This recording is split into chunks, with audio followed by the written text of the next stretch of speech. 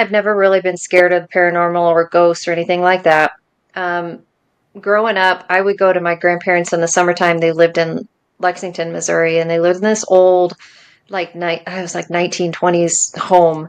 And my grandpa used to always say, "Oh, there's ghosts here. Don't be afraid. Don't be afraid. You might see them in the mirrors, or I talk to him all the time. Don't." And he'd always play it off like, I think if there definitely was something there, he didn't want me to get scared. So he made it seem very normal, and Hmm. so yeah, I never really was scared. Now there was times where I was there and I'd be sleeping in the living room and I'd hear footsteps and things going on upstairs when there was nobody up there. It used to be an apartment and I knew nobody was up there.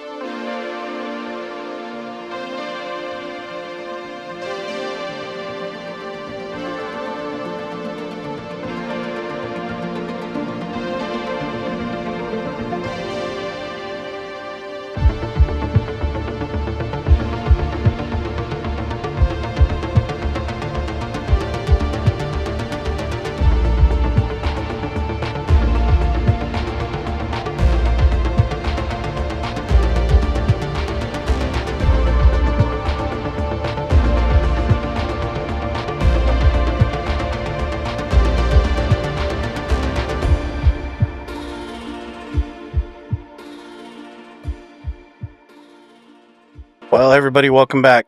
Hey, everyone. It's Generation X Paranormal. I'm Logan. And I'm Nicole. So, guys, we have a very special guest. I know we say that a lot with a lot of our guests. But this is very true. This is very true this time. She's a friend of ours. She's a friend of many, but she's definitely a friend of ours, and Yes. she's just so much fun to talk to. Just a great person, but also a very, very interesting paranormal investigator. Yes, Um, absolutely. Obviously, and we'll talk about it, I'm sure, in the interview, but there's obviously a lot of paranormal investigators that kind of stick to just a kind of like the digital realm, Right. right? The equipment. Right, the Mhm. equipment. And not a lot of them will infuse divination tools and things like that. And some do. I'm not saying they don't, but a good portion of them don't. And gosh, you want to talk about somebody that just kind of knows how to do that with such kind of like seamless ability to go between the two. And that's always been so much fun. And of course, we're talking about Erica Burton. And those of you who know her know that she is just an amazing investigator. Sweet, sweet woman. Yeah, she's Yeah. amazing. And she's usually running around with that, that Mike and Sam couple there. Of Epic VIP event. With Epic VIP. We love them too. Yes, we do. Mm-hmm. But yeah, I mean, she's just amazing, guys, and I'm sure you're gonna find her just as amazing as we do. Yeah. So let's talk to Yeah, her. let's talk to Erica. Well, hey, Erica, welcome to Generation X Paranormal. I'm happy to be here. Thanks for having me. Of course. It's been a long time coming. We've been waiting for forever, it seems like, to have you on. Yeah. We Well, yeah, we've known each other now for been a while now. I mean, what, a year or so, or at least year and a half, Yeah, yeah. year and a Year and a half. half or so more. Yeah. Yeah, we've done some pretty cool stuff. So it's just like every time we've had Mike and Sam, and we'll get into that a little bit later, but we've had some people that we know so well on, and I'm like, how is that we've not had Erica on our show yet? Oh, well. So, Well, I but appreciate it. I appreciate you having me. of course. Yeah. So before we get into the woo woo paranormal stuff, because that's what this show is, uh, I would be remiss, and we would be remiss, to not talk about another venture that you have. Now I'm going to bring it up at the top because it deserves it. It absolutely deserves it. Your cakes. Holy crap. What got you in? So when I say cakes, guys, those of you who aren't going to watch the episode, this lady's cakes are. It's a work of art. It is It's art. not It is just like absolutely art. absolutely delicious. Yeah. It's like a work of art. It really is. I when I first found out you did it, I went on your website and I looked at all of them. I'm like, oh my gosh, Yeah. they don't look like you can even eat them. Like No. they're just like they're perfect. Yeah. I have no idea how you do it, by the way, and that's awesome. I mean, it's just What got wow. you started in doing that? I don't either. Well, what got me, I've always kind of been interested. I wouldn't say I was always a baker or always interested in doing stuff in the kitchen because I really wasn't. But after I had my boys, when I'd say my oldest was turning 2, and I'd watch a lot of those TV shows like the cake baking stuff, and I thought that was like Yeah. really cool, and what they did was really neat. And I wanted to get him a character cake of Blue's Clues. Blue's Clues was his favorite show. And so I called a cake decorator, like a wedding cake decorator in Independence, Missouri, and explained to her what I wanted. She's like, okay, yeah, I can do that. And what I wanted was just like have you seen the cake pans of different characters and they bake it? It looks like Yeah. the Yeah. actual It's like the shape. character or whatever, the shape, and Yeah. it's all, Mhm. yeah. So that's what I was looking for. And so I go and pick it up, and it was a small, like, quarter sheet cake, quarter sheet cake Mhm. with an edible image on top. And it was like Oh. $50. And I thought, oh, this is Right. not what I Right. asked for. And okay, so I decided, well, I'll just teach myself. So I took a Shoot. class. They had like a little Wilton buttercream class at one of these little cake stores here in my town, and just did a little Wilton buttercream class. And then I just kind of started doing those character cakes in the cake pans, started off with that. And then I just continued to kind of teach myself over the years to do the bigger and the fondant and the just all the different things. So it all started with the kids because I wanted to give them a cake for their birthday. Sure. But as the Yeah. years went by, the kids, when they could make their decision on what they wanted, it was ice cream cake or cookie cake. And I'm like, well, that's not what I do. So Right. Right. I haven't made them a cake in a long time. Guys, But when we talk about cakes, and for those of you who are going to watch this, or even if you're listening, we'll put it on our socials and stuff as long as you're okay with it. But yeah. when we say cakes, we're not talking about like, the run of the mill cakes. There was one we were recently, gosh, I guess it hasn't been that recently, but we were at McIntyre Villa a few months ago, and we Mhm. were celebrating a friend's birthday. And when that cake came out, there was like aliens and spacecraft and stuff like It was that amazing. that were edible. I mean, just blew me away. I'm not gonna lie, it was total jealousy, but it was I it know. was really cool. So I had to start with that because it blows me away the artistic and the thought that goes into that you have that is just, I mean, honestly, it's amazing. So I have to Well, ask, how many hours did it take to make that cake? so everybody always kind of asks me that. It takes a lot of hours. Honestly, I always start ahead of time. I'll bake my cakes ahead of time, like a week in advance, and I freeze my cakes. So, you have your baking time, and then and Mhm. then when I go on the days that I decorate, it's usually on my Fridays or whatever when I'm off, and I can spend literally from 8 a.m. till 5 or 6 p.m. working on a cake, wow. depending on how much details in it and all that stuff. But yeah, you've got your baking, you've got your icing, and then you've got all the decorations and the Mhm. putting together. So it can take a lot of time. But in all honesty, it's for me that time it's therapeutic in a way because Right.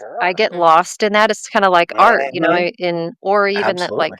what we do with divination or Mhm. ghost hunting and or whatever. When you're your mind is somewhere else, like, you can focus on your task, and then you almost can reach that higher self in a way, you kind of find yourself. 100%. Mhm. So they're very therapeutic. It's very That's so therapeutic. awesome. It shows too. It Yeah. really does. But anyway, well, I had to start with the cakes because they're just friggin' amazing. I'm just gonna put it out Well, I there. Yeah, and if you're in the appreciate that. Casey area, you Yeah. need to order from her because I mean, wow. Yeah. I mean, I know you Wow. were taking a break for a little while. I don't know if you still are, Yeah, but just yeah, amazing. But yeah. okay. Hopefully So what do you hopefully in the next month or so, I'll be back at it. I'm finishing up a few things, right Mhm. now, and Mhm. then I can focus back on that and take some orders. So, yeah. Yeah. And Great. those of you who can do it. Yeah.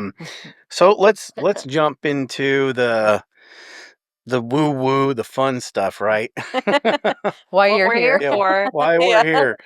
So, you've got, we'll get into much more detail or some detail later, but what started it? What made you even get into this? I mean, that a lot of people, there's an incident or there's some event or there's been a near death experience, any of those sort of things. So I'm always Yeah. curious, and we talk about it a lot. What got you to this? You know, I would say I've never really been scared of paranormal or ghosts or anything like that. Um, Growing up, I would go to my grandparents in the summertime. They lived in Lexington, Missouri, and they lived in this old I was like 1920s home. And my grandpa used to always say, "Oh, there's ghosts here. Don't be afraid. Don't be afraid. You might see him in the mirrors, or I talk to him all the time. Don't." And he'd always play it off like, I think if there definitely was something there, he didn't want me to get scared. So he made it seem very normal. And Hmm. so, yeah, I never really was scared. Now there was times where I was there and I'd be sleeping in the living room and I'd hear footsteps and things going on upstairs when there was nobody up there. It used to be an apartment and I knew nobody was up there, but I'd hear footsteps. But it never affected me, it never really scared me. And then when all the like ghost shows started coming out, I got interested in that, started watching that. And me and my mom would watch them together, and we always were interested in it. So I was like, I've always wanted to go on a ghost hunt. Like, I want Hmm. to go to a haunted place and experience it and see what it's all about. And so her and I went to a ghost hunt here at the Glore. That was my very first one at the Glore Wow. Psychiatric Yeah. Museum. So we went there and it was kind of a big group, kind of like what we do. But it was a little Hmm. bit bigger. There's a little bit more people, but they split you off and do, different sections or whatever. And prior to that investigation, I went and did the tour by myself. And I had downloaded a little fun little app, on my phone, thinking, "Oh, this is kind of cool. Not a little hokey, but we'll see. You never know." And Hmm. I didn't have any other equipment at all. This was just me and my little phone app. And as I was walking around touring by myself, I walked downstairs, and you guys are familiar with the Glore. What's downstairs Hmm. is that Oh yeah. morgue area, More and then that little area. Hmm. rehabilitation room. And Hmm.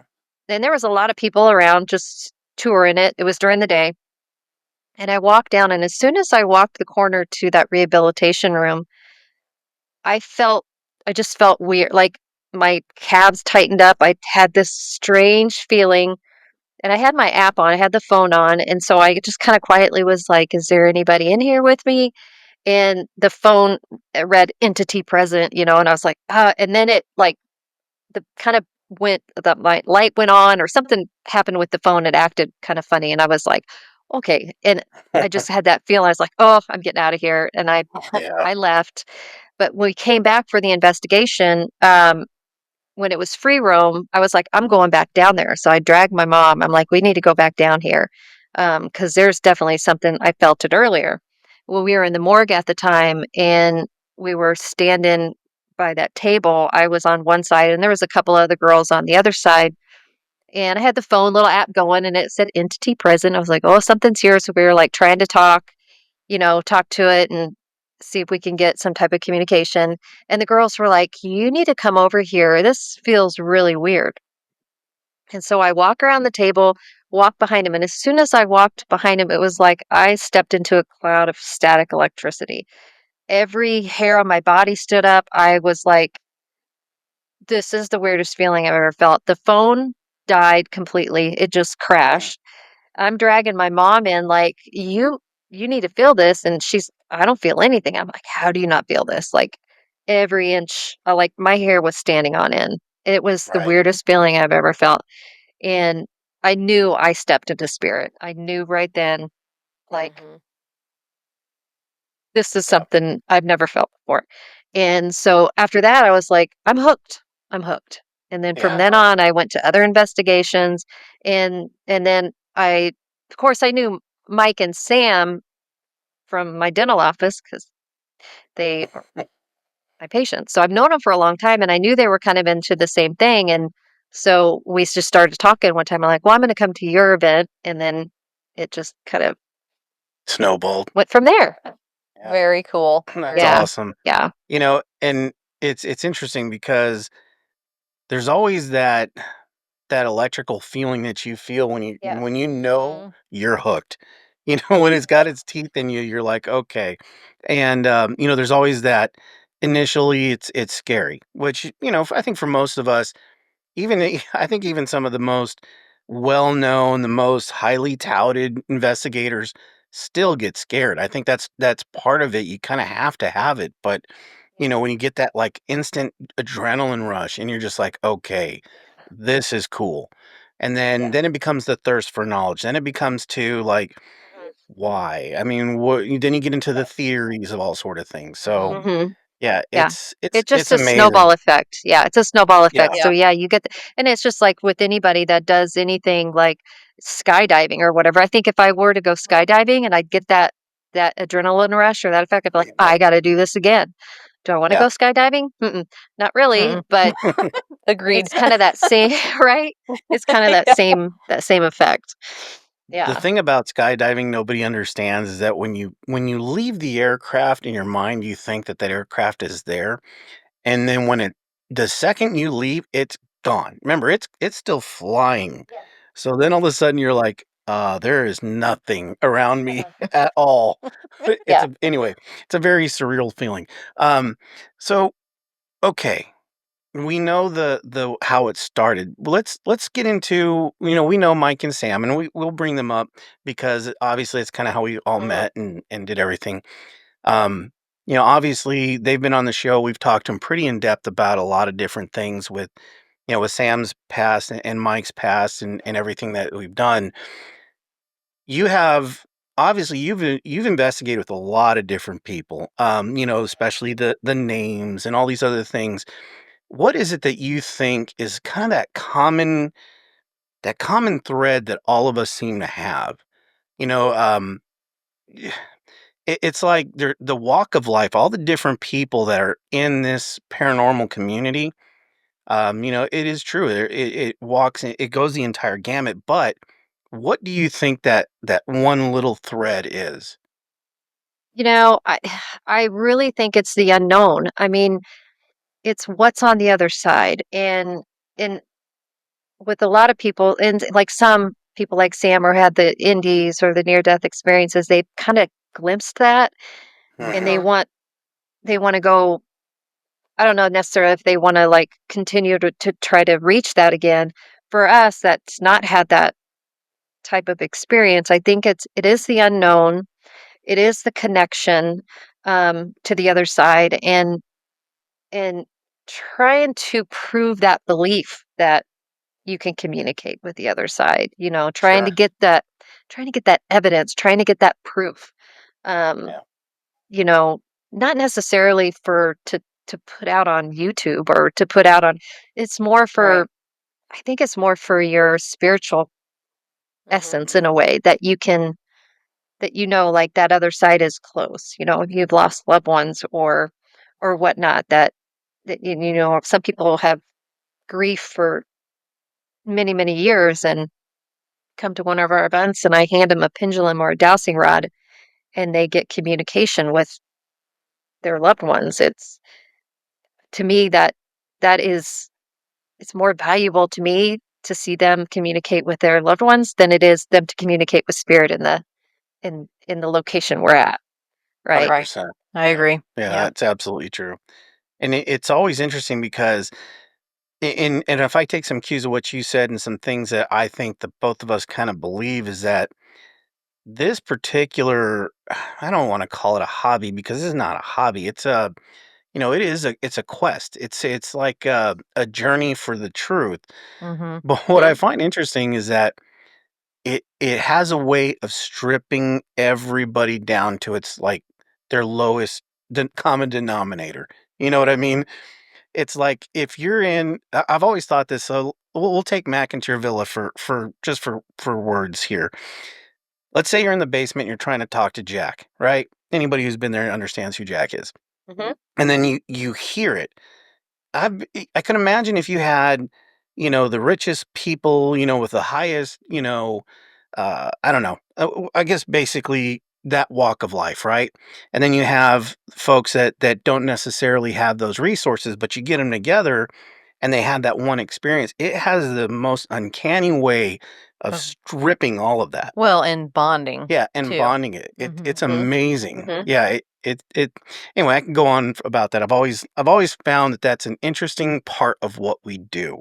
Is it really will break somebody down to their lowest common denominator. And my favorite thing is watching someone that doesn't believe in anything, Yeah. like in an instant, just flip to the other side. Like they instantly start believing. That's the most incredible sight Yeah, it really is. to me, anyway. I love seeing that. Do you find that you and I don't always kind of dabble with the skeptic and believer and all that, because I think all of us kind of have different variations of that. But do you feel like you kind of come at it more from I guess from a skeptical mind frame, more of like okay, let's first kind of take away the things we know it could be, Right. and then kind of research it from there. Oh yeah. I mean, I'm a skeptic believer, as they say. I do in I mean, it's got to be hard evidence for me to say that's Jack's voice, or, I mean, and we all, we can listen to one recording and each of us hear something completely different. What is it Yeah. you take, who's right, who's wrong? I mean, in that situation, it's kind of hard to say that's concrete evidence or whatever, but I've had EVPs or I've had things that are concrete. We all hear the same thing. It's on multiple recordings or whatever. But yeah, I do have a lot of skepticism in it. You have to. I mean, Yeah. because not everything's paranormal, right? Not No. everything is. no. Yeah, that shadow's not spirit. I mean, that shadow could be you standing by this light over here, or Yep. it's just a trick or play of the eyes. Like pareidolia or something like that. Yeah. Yeah. Yep. Yeah. And I think that's whenever we investigate together, and we've been on a few that I think that we kind of all, especially the three of us, I think that we were pretty good at that, at being able to kind of filter it down to, okay, well, I don't think that was a growl. I just think I was hungry. Or, Right. Well, your mind Yeah. can run away with you Yeah. in places like that because the fear, especially will build up, yeah, and then everything is something. So you got to try to just stay calm, I think, is the number one thing to do. for sure. And then you'll be able to see that stuff. Yeah. You're going to debunk things more than you prove things, Exactly. Of course. at any haunted location, Yeah. and, I've been to some places that have a lot of activity, but I also look at it too as, was that me, or did I step on this certain, area just right to make this do that? Right. Like I question everything.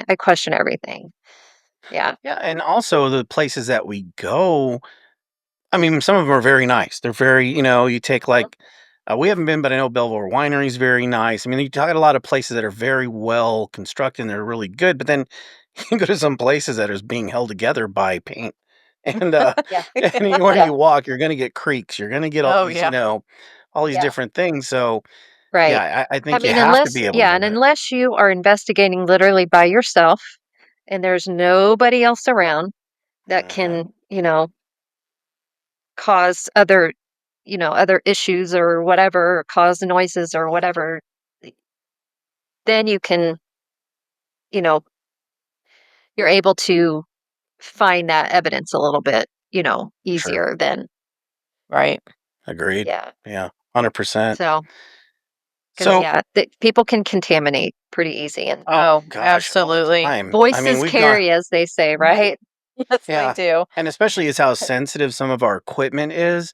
I know you guys have DR60s, which we'd love to have one someday, but we have our Zoom, and our Zoom That thing is that it actually picks pretty up strong. so Yeah. much. And Yep. we were just at where were we? Ashmore Ashmore. Estates. Mhm. And Oh, we yeah, set yeah. something up way on the other side of this Zoom, and I could Mhm. clearly hear us on the other side of the. So you've been to Ashmore Surprising. plenty of Yeah. times. So Yep. we set it up on the nurses' station, okay? Uh-huh. And then the whole group of us went to the entire other side of that hallway, and you could hear us clearly. So it's Yeah. like you're right, contamination can happen so easily with all our Yeah. equipment, Yeah. which kind of pivots into this The next part, the equipment. the equipment. Um, Yeah. like I mentioned, you have DR60, and those people that know what that is, know it's kind of the gold standard for EVP. But you have access to just a great variety of different equipment, and most of it has a very technical, um, I guess, technical approach to it. Whether it's electric voice phenomena, whether it's EMF, all these different things that we use that we all, I guess, have all come to the table to agree that this is a presumed measurement of how we can all agree that there could be an entity here. But there's something that I think the three of us, and I'm not saying we're not the only ones, because we've worked with a lot of people that do like divination tools, but that's something that I find very interesting that I know it's very important to you. So let's talk about divination. And I know a lot of our audience probably knows what it is, but I always like to say my mom's listening, so probably need to clear it up for her. What is divination, and why do you think it's a total different? Because it's a total different way of investigating. Yeah, I mean, divination is really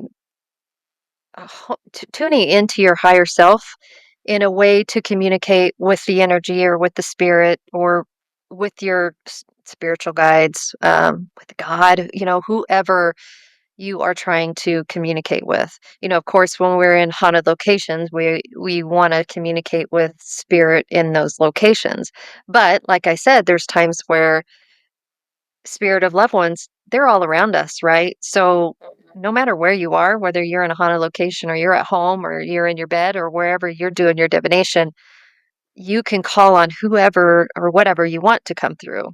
Now, so I feel like it is just kind of connecting uh, with your spiritual self and that higher self to reach that other side a little bit easier. And I feel like spirit guides and all that energy can flow well with the pendulum or with the rods. It just manipulates them well to get your yes and no answers, or however, what you're asking.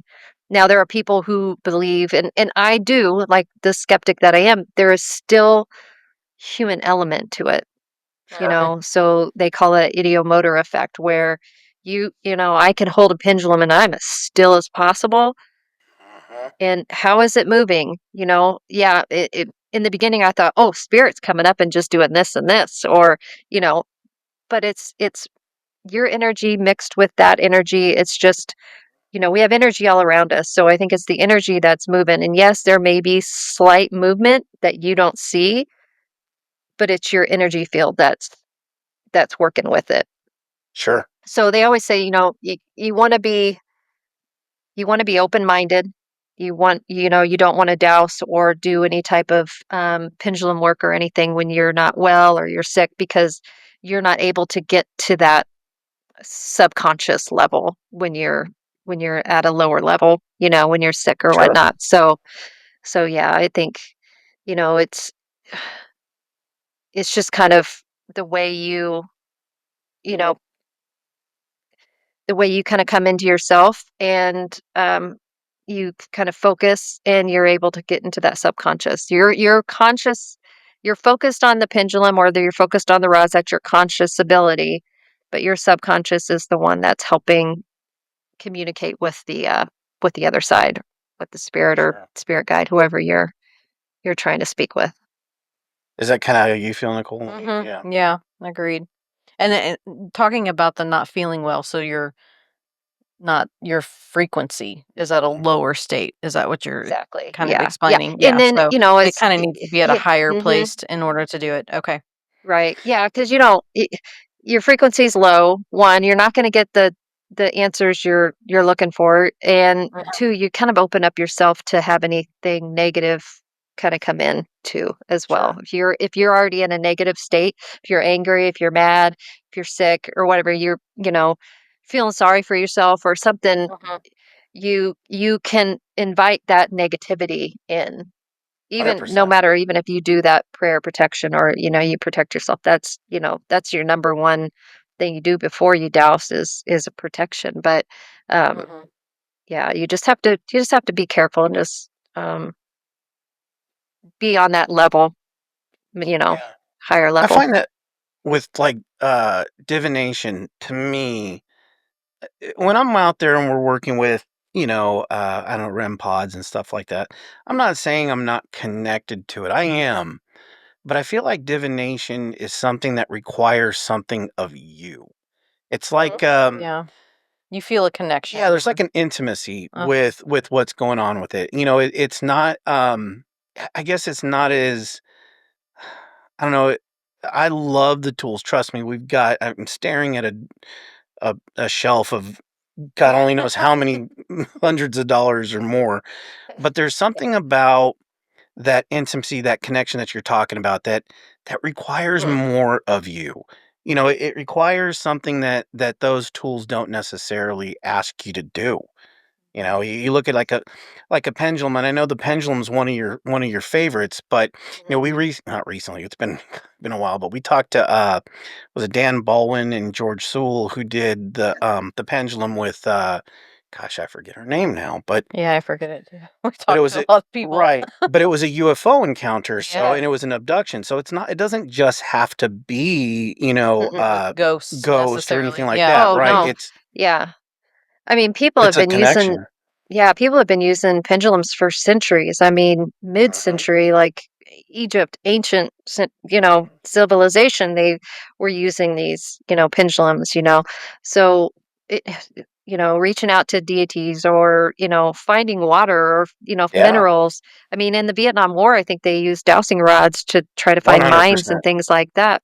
And there are That is professional absolutely. dowsers out there today that help find missing children or, you know, I mean, and that's another thing people that is not just about um, communication with spirit or spirit guides.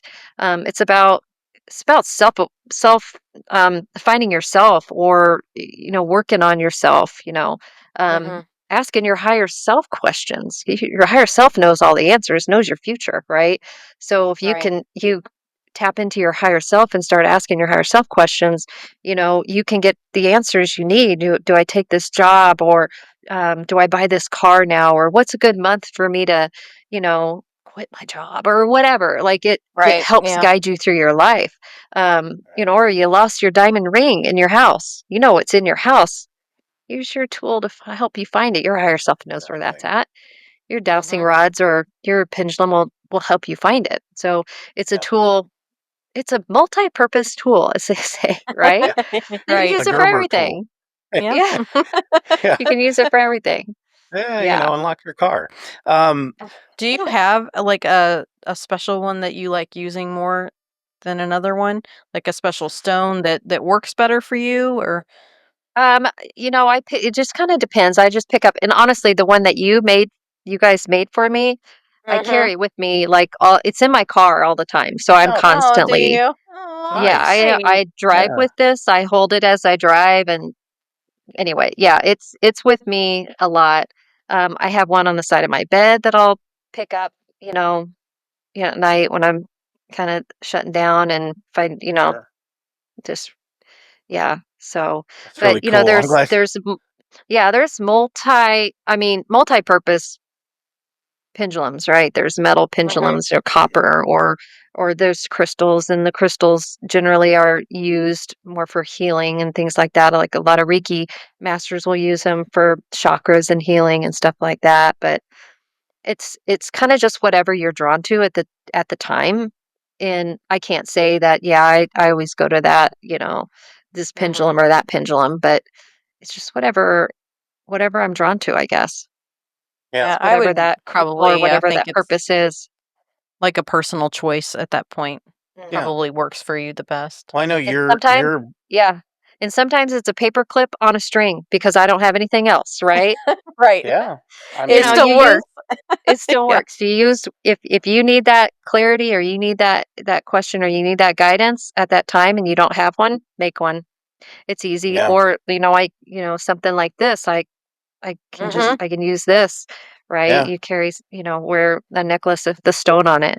I just hold it up and it'll do the same thing. So, That's a good idea. It yeah. really is. Start doing that. Yeah. I know you have a favorite set of dowsing rods that you use. Your My copper ones. Yeah, I love them. Yeah. Yes. We got Yeah. them from Yeah. Raven's Eye. Yeah. Mm-hmm. Yep. Mhm. Copper ones are the best ones to use. I did buy some of those. They're like these little pins, that you Yeah. open up. Yeah. And Yep. I thought, well, I'm just going to grab some of those just to have out at some of our events or whatever if somebody wants to try it or buy them, but Right.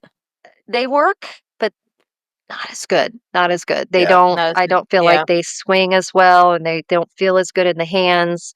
The copper, there's just that connection and that energy that can flow through that copper so much better. It attracts the energy and as they Sure. say, Yeah. Agreed. Yeah. Agreed.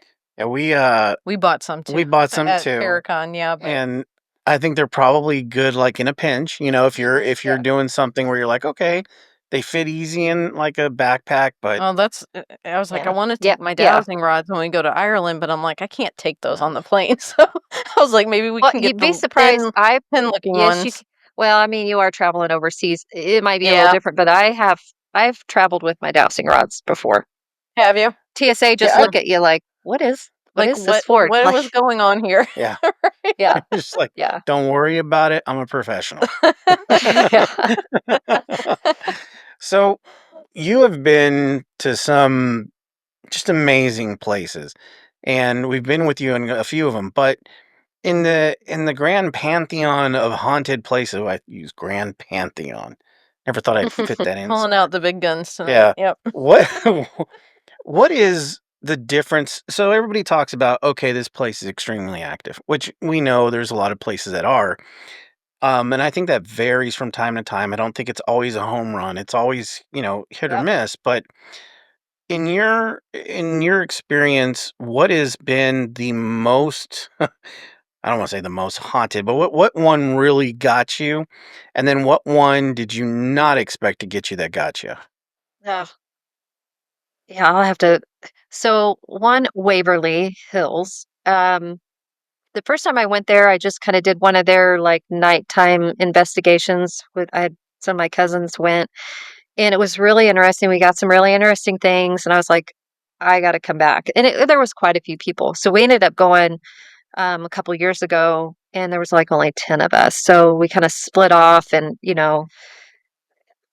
we got some very interesting things. Now I didn't. Some of the stuff I didn't see until after I got back and was listening or watching my video.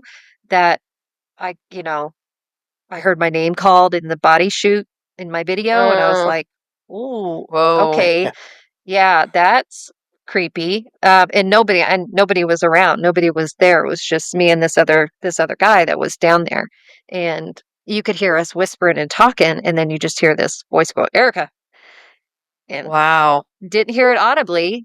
Just later, Mhm. as I was looking through the video.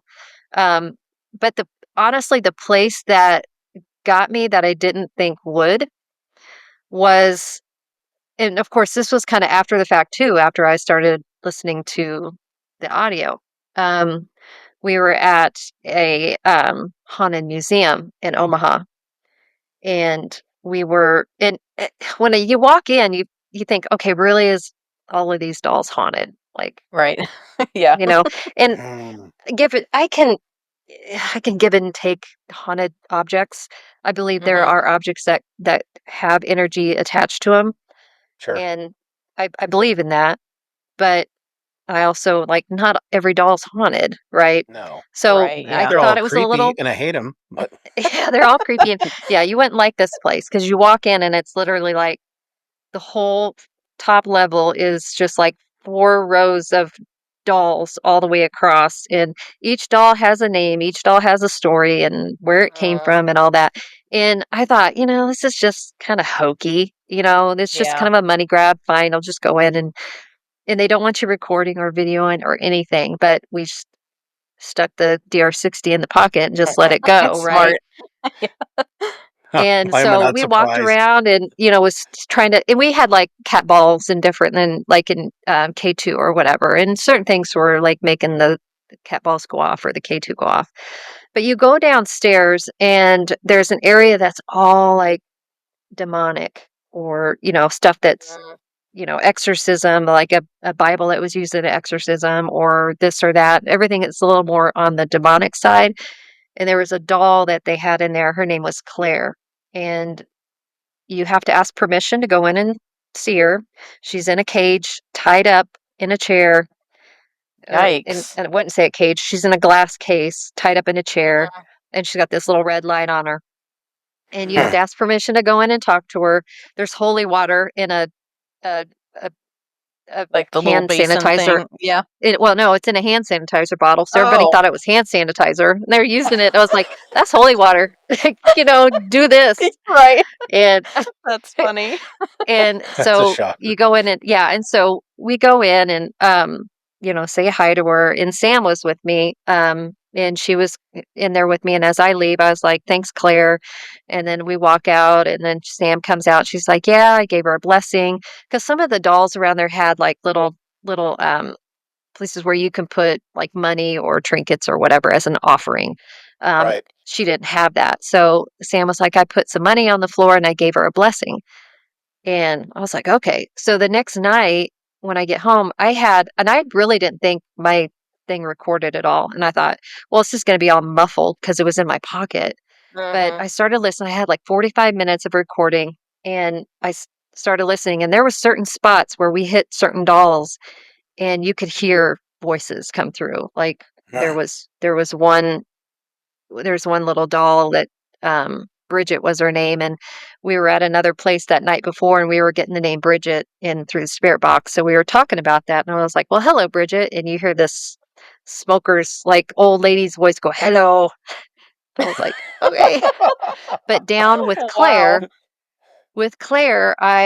as I was walking out and I said, thanks, Claire, you hear a voice say, not Claire. Like,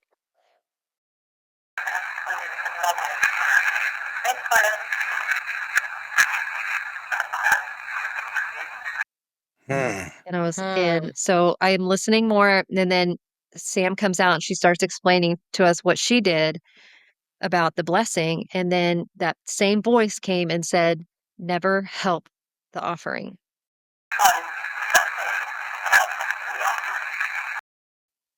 And it was the same voice, the offering. And so I thought, okay, so the offering is the doll to this entity, whatever it is. And she did a blessing. She tried to help it. And it said, never help the offering. So I sent it to her and I was like, we caught something here. And that freaked me out a little bit. Sure. So the next morning I wake up and I'm getting ready my alarm clock's going off for work and my husband's already up and we have a ceiling fan that is usually always on, but we never use the light. The light is dimming, bright, dim, bright, dim, bright, dim. And I'm like, what the heck is going on? And I just said, just turn it off. I just turn it off. And it just went dim and stopped until I got up and found the remote or whatever and turned it off. So I went out and told my husband, I was like, the lights. And he's like, you weren't supposed to record. He told you not to record, right? You broke Like, the oh, yeah. rules. So, yeah. And then Sam also had some experiences in her house, kind of the same thing with lights and the TV and the doors opening and stuff. So, needless to say, cleansed the area and didn't have any more issues. But yeah, I was like, yeah, That's creepy. You can't do that was creepy. So that totally threw me because I was like, I came in pretty skeptical. And then after all that, I was like, okay, Yeah. maybe there are some haunted objects in there. Well, she's tied to the chair. There's got to be a reason. Right. Yeah, but what's funny is that a couple of the girls that were with us, the day before they went into that and did the same tour or whatever, and one of the people that worked there was telling them that they turn the lights off down there in her little cage or whatever, and will come in the morning and the lights will be on. So she or he or whatever it is likes to manipulate lights. Yeah. Wow. I remember the first time you told me this story, and I'm glad our audience gets a chance to hear it. Yeah. I think one of the other times was when we were at McIntyre, and I'm not kidding you. I think the very next thing we did is the three of us and Stephanie, the owner of McIntyre, went into the doll room and we're doing a You were small little. so And I'm uncomfortable. like, I literally remember when you said that we're walking in there. I'm like, shit. And now I got to go in this freaking room with these All the dolls. I dolls. can't. Oh my god. And then of course Stephanie's like, well, that's a shrunken head back there. I'm like, thanks, Stephanie. I appreciate that. I Yeah, love it her makes me though. feel Frank. so much better. But okay, yeah, I mean Yeah. that makes sense. I think it's the ones that you don't You expect. least expect. Yeah, Yeah, that are agree. like, okay. And of course you get the big ones with, the Waverly Hills and the Yeah. Glore and different things like that just have a lot of history. There's a lot to it. Yeah. McIntyre, of course, being one of them, that, you expect some of this, but it's the stuff that you clearly don't expect to Mhm. see anything at all. But no, I find that interesting. Okay, so let's talk about real quick here because I know we're kind of getting close to an hour, and I'm sure you want to get some cakes being made for us at some point. Um, sorry, I didn't Yeah. mean to When's your throw that out birthday? there. What? July 5th. I'm just saying. No, Oh, it's right around the but corner. yeah, Right. but w- well, how do you balance? Because you do so much. Mm, You've got a work life, you've got family, and you've got mhm. this whole other life that you have. Um, and sometimes I know I tell Nicole, and we both feel like this, that it's almost like you live split personalities, right? Yeah. You've got work Logan, you've got whatever Logan sits in front of the TV and watches baseball, and then you've got paranormal Logan. Mhm. And it's interesting because none of them are the same. They're each different Yeah. people. Yeah. I'm probably gonna need therapy, but, what is it that you do? How do you manage all that, and what is it that do you find that each one can intrude on the other and make the other better or worse? Well, I think, first of all, the only way I can do all of this is with the support of my family. The Mhm. support of my husband and him letting me run off on the weekends and Yeah. spend 2 or 3 nights and who knows where and who knows with, right? Like Right. he I wouldn't say he lets me, but he knows that fulfills me in a way, right? Like I Right. enjoy Yeah, doing that, and I've learned so much, and I've gained so much from it. And then with my job, I'm lucky. I only work Monday through Thursday. I have a really good schedule, and I love my job. It's caring for people, and I have a great team of people I work with at the office, and so and they know my quirks and they know what I do on the weekends, so they're always interested, so there's a little back and forth there. And then with the cake business, like I said, I kind of just started it off just doing it for the kids. And then it just kind of snowballed, like friends make me a cake and then do this. And then I started to get more involved and then it just turned into kind of a side business that was almost every weekend too. So I had to kind of really try to balance that. Like, okay, I got to get this cake done and deliver all this cake before I go do this investigation. Good thing investigations are in the middle of the night. I just have to figure yeah, out Right. where I get my sleep. Right. I just got to figure out exactly. when do I sleep.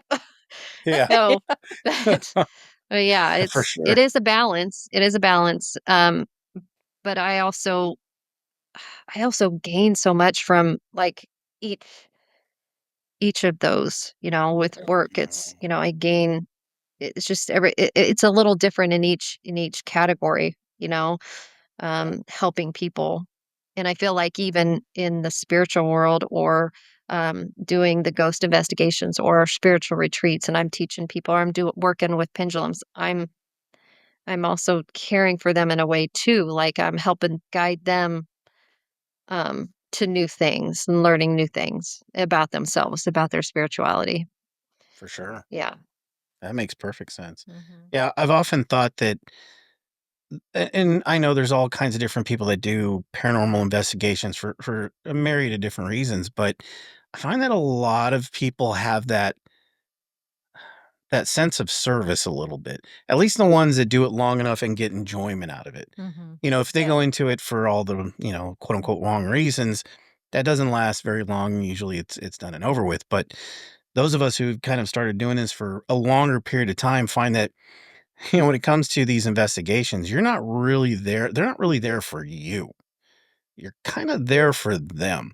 You're helping them try to finish a story. You're helping them try to find what happened. And most of the time the folks who have that like natural servitude Mm-hmm. tend, I think, to get a lot from it. You glean a lot more from certain investigations, because you're able to make that connection and want to help. So I find that's probably Yeah. pretty accurate. Yeah. And it's almost it's like psychiatry, a psychiatrist. So Yeah. you're there to listen, right? Right. You're trying to give them a voice,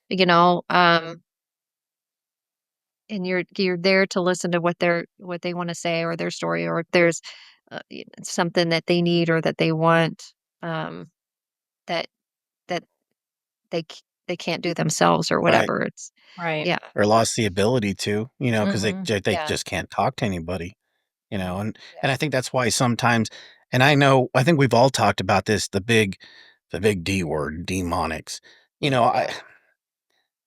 I know that there's an existence of that at some particular point in time. Do I think that the majority of it is? Absolutely not. I just think that Misunderstood. there's a lot of misunderstanding. So there's a lot of entities and a lot of things and a lot of people that Yeah. are just really unsure what happened to them, number one, and how do they get out of this? How do they find, that peace of mind? I So, mean, that's Yeah. incredibly frustrating. Like, Yeah. you think you're stuck somewhere for however long mhm, and nobody can Right. hear you. That's incredibly Right. frustrating. yeah. Well, and Yeah. we don't know what's really happening on the other side and how Right. everything works, right? So, Mhm. Mhm. depending on that spirit or that what happened in their lifetime and their life prior to their, if they were a curmudgeon or they're just not a nice person, they may be reliving that life, or it could be, that energy. It's going to be the same as it was, in their bodily form as it is in their spirit. So y- people can call it demon. Yeah, it's just a mad spirit. Okay, it's just Yeah. a Right. mad spirit. I've never come across demon. Um, do I believe it? Sure. Here, my skepticism is going to creep in, but Yeah. Yeah. not everything's a demon. And I just think No. it's glamorized now. As Yeah. the community of paranormal investigators and paranormal, YouTube videos and all this stuff come up, it's just glamorized.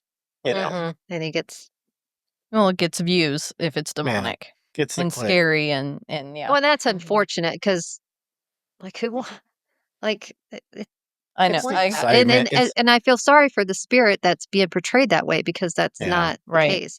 And I've They're been to just many, angry. yeah, I've been to many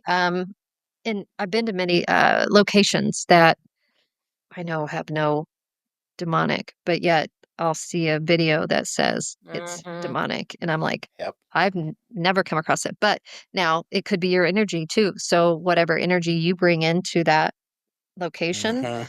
and how you set your intentions on, you can set your intentions on, I'm only love and light, and this is all I want. But if they come in there and they set their intentions on, bad, evil, demonic, well, that Yeah. might be what you're going to get. So maybe Mhm. that's the case. Maybe that's the case. Maybe that's why I haven't seen anything because I don't come in like that. I come in love and No. light. I'm here to communicate, not harm, not hurt. Um, and that's what I get. I get the communication and the good. Now, I'm Mhm. sure there's a spirit in there that's just not happy and tells me to leave, get out. Right. Okay, Yeah. you're not demonic. No. Right. You're not. I got plenty. Yeah. I know plenty of people in the living world that tell me to get out. I mean, I wouldn't call them demonic per se, No. but No. yeah, and I agree. And I think a lot of that has to do with intention. I know when you guys start out, we've all been on a few investigations where Sam will do the singing bowls or you'll do the singing bowls or something like that. I think that's really important to set intention before you go into something. And to clear the energy, which is I love Yeah. that you guys do that. Mhm. Yeah, for Yeah, because sure. I mean, we've noticed it too, where we've gone in and just done investigations where we didn't set our intentions first, or we didn't do, and we have a group of people, and we literally will get crickets. We get nothing. We're like, what's going on? And then I think, you know what? We didn't set our intentions down there. We didn't communicate with spirit that we're here to communicate. We asked you to come forward, because that's always, the number one thing is set your intentions, ask to communicate, and then thank them. Thank Yeah. them Right. for their communication. I mean, it's very important. I mean, be nice. Be 100%. nice. Yeah. Yeah. Well, Yeah. you got to think about it. You got all these people coming and constantly asking you the same questions over and over. At some point, you're Right. going to be like, I'm tired of talking to you. Yeah. I can Yeah. see myself as an entity going, yeah, I know you're here just to talk to me. Okay. All right. Yep. There's a REM pod. Boop. You happy now? All right. Yeah. Exactly. I can see Yeah. myself being that way. Anyway, but And then we get well, listen. excited because, oh, the Yeah. equipment went Right. off. And I'll be like, Do it again. Do it actually, again. the And they're truth like, is, woo. yeah. Honestly, the people that really do know me probably be like, check this out. Beep. That scared the crap out of them.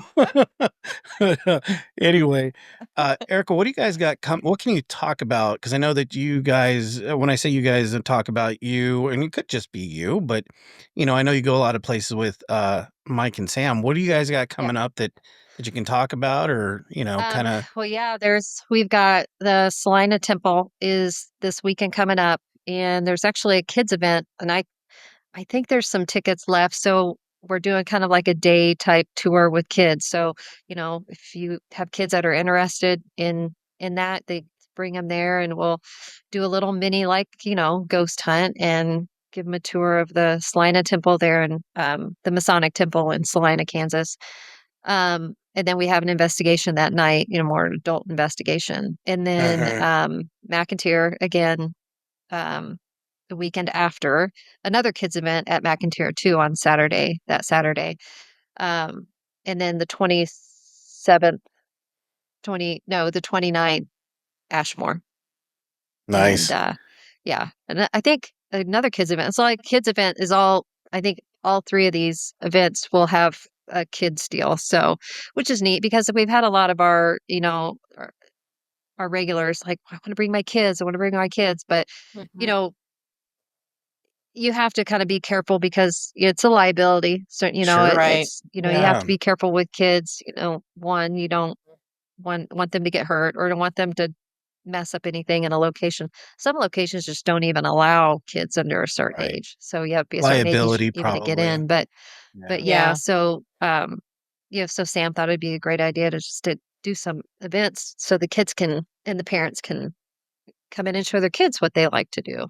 For sure. So And I think yeah, too yeah, that, Yeah, I love that you guys are doing that yeah, because unfortunately kids are on YouTube and TikTok and all this other and they're watching the scare videos, the demonic videos, and they're going to yeah, grow up and think that's what they need to do when they go in and investigate. So teaching them the right way is yeah, perfect. for sure. yeah, Mhm. And it's also, I think it kind of has a little bit of an interesting, I don't know, kick in activity because we just went to yep, Ashmore, and yeah, Ashley had a group of kids that went through Mhm. before we all A investigated. few hours Yeah, a before. few hours. And I think that actually probably helped some of that because, I would imagine a lot of these have not seen, younger yeah, people or kids. So Mhm. I think it does kind of change that up a little yeah. bit. But It's but the listen, energy that it's the energy that those kids bring in, I mean, they're pure. They uh, have no,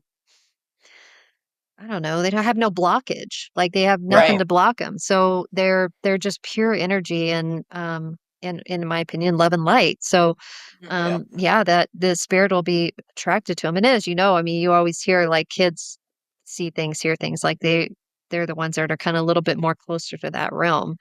Um, yeah, Yeah. so I think, yeah, they bring in that energy that can kind of ramp up things. It's even like that. I've had people come to our events that are autistic, or have special needs, and um, they have just that radiant energy that yeah, spirit is drawn to, and yeah, the communication is crazy with for sure. autistic children.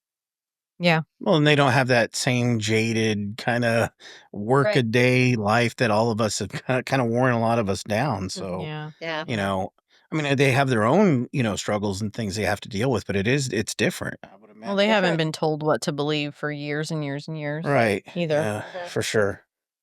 But Yeah. Erica, gosh, thanks for for coming on. Yeah. I honestly That was think we could fun. probably, I wish we could probably talk. Well, we have talked for hours before, so, um, Yeah. but listen, Just not recorded. just not recorded. Yeah, this Right. time it's on record, and anytime I put Uh-oh. my foot in my mouth, now it's officially there. So, Yeah. but thank you so much for coming on. I know that we have some stuff that we're going to be doing with you in the not too distant Yes. future. Looking So forward looking to it. forward to Looking forward to that it. for Yeah, sure. it's Yeah. gonna be fun. But maybe we'll bring some cameras and some stuff to maybe do a little something there. I don't know. Man, we'll see. Yeah, We'll it'd be see. fun. Yeah. Anyway, well, thank you so much, and look Yeah. forward to seeing you. Yep. Thank you guys so much. It was a lot of fun. I appreciate it. Same here. Absolutely. All right. Take care. Take too. care. Thank you, Erica. Thank you so much, Erica. Yeah, it's cool having her stop by. Mhm. In case you guys hadn't picked it up, she's just a lot of fun to talk to, and just a lot of fun to, first of all, just to investigate with. Mhm. There's been So kind and willing to teach people. I mean, that's how I learned how to use my things is from her. That's right. So, Yeah, the first time I think you did, the first time was the pendulum, right? yeah, At the glue. at the Glore. And then you kind of started breaking into the dowsing rods. Yeah. Mhm. Yeah, and I'll be honest with you guys, Nicole's a lot better at the divination tools, I think, because she really connects with it.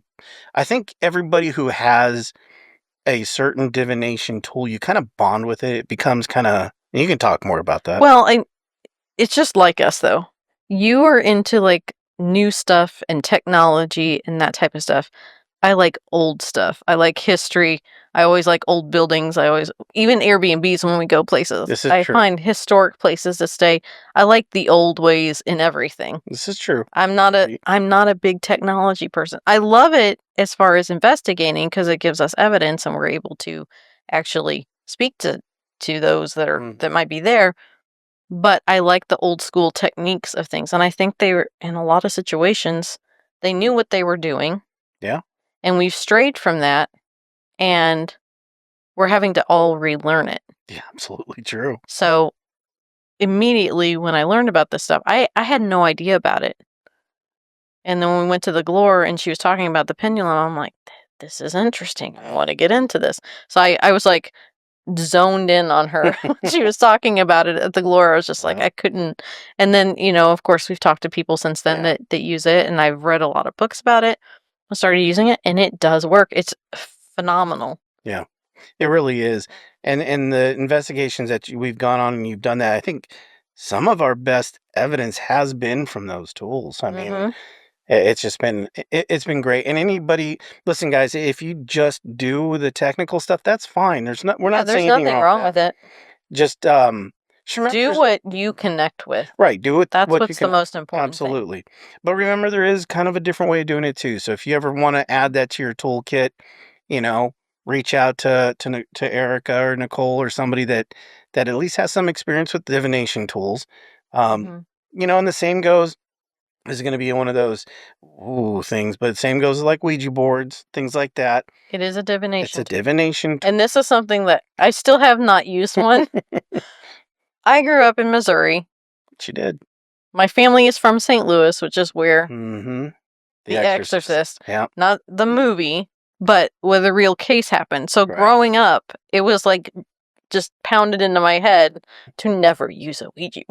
It's true. It's, it's demonic and bad things will come through it. Yeah. And yes, that could happen, but I think it's just another tool. If you're using a pendulum, you're doing the same thing. Pretty much, yeah. You're talking to spirit. Mm-hmm. So it doesn't matter what you're using. Nope. It's still the same thing. So you can't say a board and a planchette are evil, but all these other things are Right. fine. Well, I mean, if thank you're the Exorcist for that. Yeah, that's what I'm saying. And so growing up, it was like, I'm never going to get within 10 feet of one of those things, Every time you bring up a Ouija board, or I do, I can't help but think about, first of all, who was it that had the pizza slice of pizza in the pizza box. Oh, so my Yeah. brother did this when we were kids. Him and the neighbor girl that were friends made a Ouija board out of a pizza box with a with a little cardboard planchette, and they got scared because it actually started moving, and they ran outside and threw it in the dumpster. Yeah. But the thing that makes me... And then my mom made them watch The Exorcist. Yeah. Boy, And my brother to this day is been scarred for life. He won't watch anything scary. Nope. He has nothing to do with what I do or what we do. No, she doesn't. He won't even come within 20 feet of it. So good parenting, Mom. The part that always cracks me up the most is when we were talking to Eric Connor from We Believe You. When he's like, please tell me they used a pizza slice as a planchette. I about lost it when That he was said funny. that was hilarious. Yeah. But well, anyway, guys, yeah, she's a lot of fun. Reach out to her if you have questions. Yeah, reach out. Rather her than me, because I'm just now starting with it. I can help you with basics, but if you want to know the in-depth stuff, reach out to Erica. I think she's underselling herself, but there you go. But yeah, she's very approachable, guys. And you know, if you're good, if you want her cakes, can't forget that. That's right. On Facebook, you can go to Little E Cakes. So it's little and a little E. Yeah. Cakes. Yeah. Little E cakes. At least go check them out, because they are absolutely amazing. Look at the pictures, guys. I mean, holy crap. And you're going to be like, these aren't real. They are real. And edible. All of it's edible. And it's not like, sometimes you get those cakes that are like really fancy, but then they taste like cardboard. Yeah, or you got to take off all the stuff. Yeah, because they've had to, construct this amazing looking cake, but then the ingredients don't taste good. True. Not the case. I mean, it is delicious and it looks amazing. Oh, good. And then when she said, yeah, you can actually eat the UFO, I'm like, I know. I thought it was like a little toy that she had put on there. It was that real looking. Guys, we're going to put a picture. Yeah, but But when you look at it, you're like, there's no way that's an edible piece of I was shocked. Edible. I know. Yeah. That cake was so good. It was amazing. I think about it often. Well, anyway, guys, thank you so much for stopping by. And we look forward to talking to you soon, and we'll see you next week. See you next week.